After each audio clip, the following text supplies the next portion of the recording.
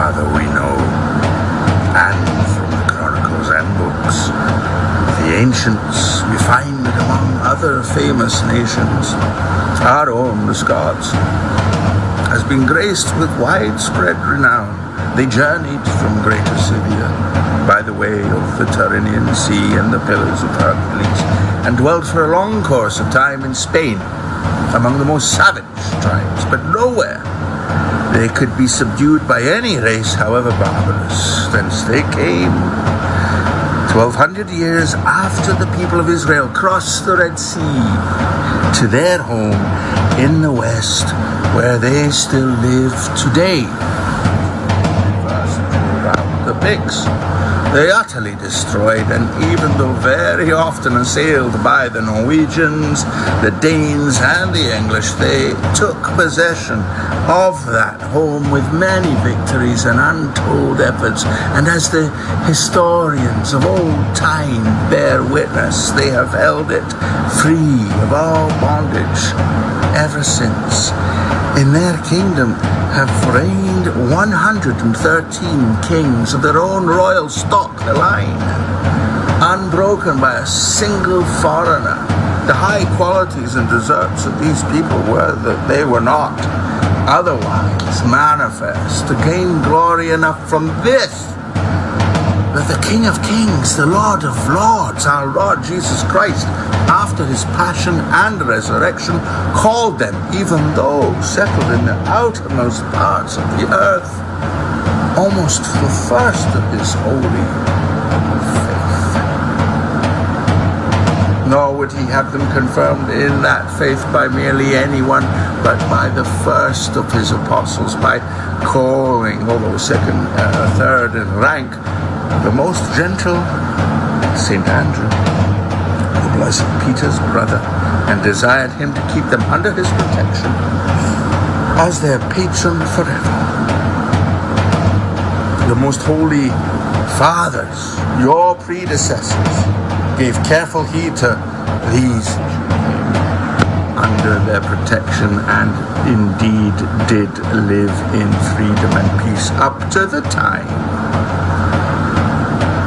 when that mighty prince, the king of the English, Edward, the father of the one who reigns today, when our kingdom had no head, and our people harbored no malice or treachery, and were then unused to wars or invasions, came in the guise of a friend or an ally to harass them as an enemy. The deeds of cruelty, massacre, violence, pillage, arson, imprisoning prelates, burning down of monasteries, robbing and killing monks and nuns, and yet other outrages without number which he committed against our people, sparing neither age nor sex, religion nor rank. No one could describe nor fully imagine, unless he had seen them with his own eyes. But from these countless evils we have been set free by the help of him who, though he afflicts, yet heals and restores, by our most tireless Prince, King and Lord, the Lord Robert. He, as his people and his heritage, might be delivered out of the hands of our enemies, met toil and fatigue, hunger and peril, like another Maccabeus or Joshua, and bore them cheerfully.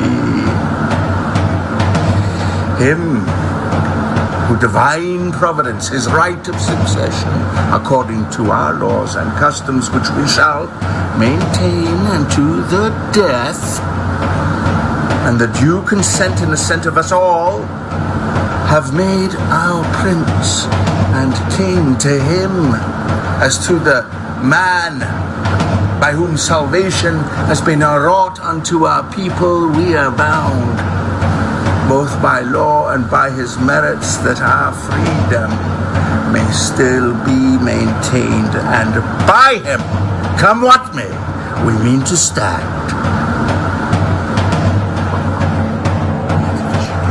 What he has has begun and agree to make us or our kingdom subject to the English, or to the King of England, we should exert ourselves at once to drive him out as our enemy and a subverter of his own rights and ours, and make some other man who was well able to defend us our king. For as long as but 100 of us remain alive, never will we, on any conditions, be brought under English rule. It is in truth for glory, nor riches, nor honors that we are fighting, but for freedom, for that alone, which no honest man gives up, but with life itself. Therefore, it is, Reverend Father and Lord, that we beseech your holiness with our most earnest prayers and suppliant hearts, inasmuch as you will in your sincerity and goodness consider all of this, that since with him whose vice-regent on earth may please you to admonish and exhort the King of England, who ought to be satisfied with what belongs to him, since England used once to be enough for 7 kings or more, to leave us poor Scots in peace who live in this poor little Scotland, beyond which there is no dwelling place, and covet nothing but our own. We are sincerely willing to do anything for him, having regard to our condition, that we can do in peace. For ourselves, this truly concerns you, Holy Father, since you see the savagery of the heathen raging against the Christians, as the sins of the Christians have indeed deserved, and the frontiers of Christendom being pressed inward every day, and how much it will tarnish your holiness's memory, if which, God forbid, the church suffers eclipse or scandal in any branch of it during your time. You must perceive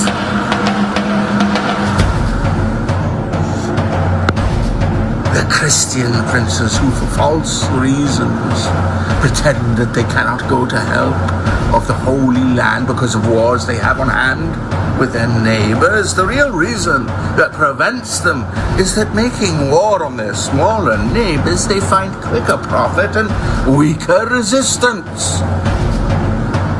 But how cheerfully our Lord, the King, and we would too go there if the King of the English would leave us in peace.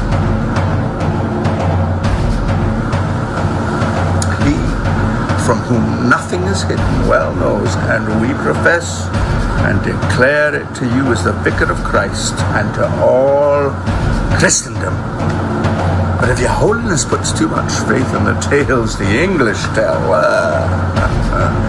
and will not give sincere belief to all of this, nor refrain from favoring them to our prejudice,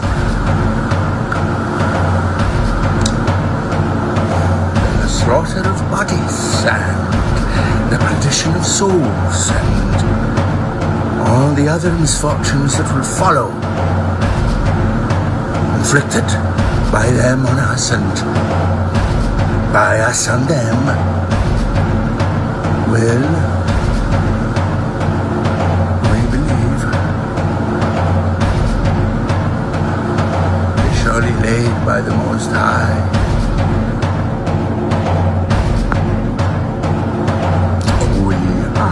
Shall ever be, as far as duty calls us, ready to do your will in all things as obedient sons to his vicar, and to him as the supreme king and judge. We we commit the maintenance of our cause, casting our cares upon him and firmly trusting that he will inspire us with courage and bring our enemies to naught. May the Most High preserve you to his holy church in holiness and health, and grant you length of days, given that the monastery of Arbroath in Scotland, 6th day of the month of April in the year of grace 1320, in the 15th year of the reign of our king aforesaid.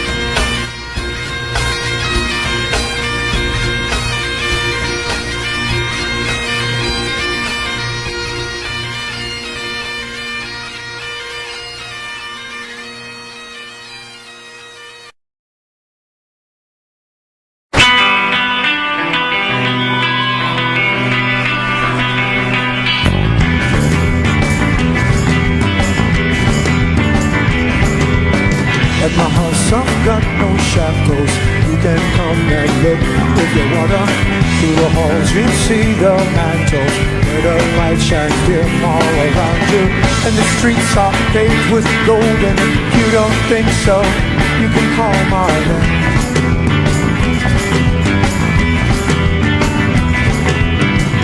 Just a thought that someone, somewhere, somehow feels you should be here. And it's so for real to touch, smell, to feel, to know when you are here. And those streets are paved with gold. And if you don't think so, you can call my name. You can call my name. I hear you calling my name. Yeah. All right now.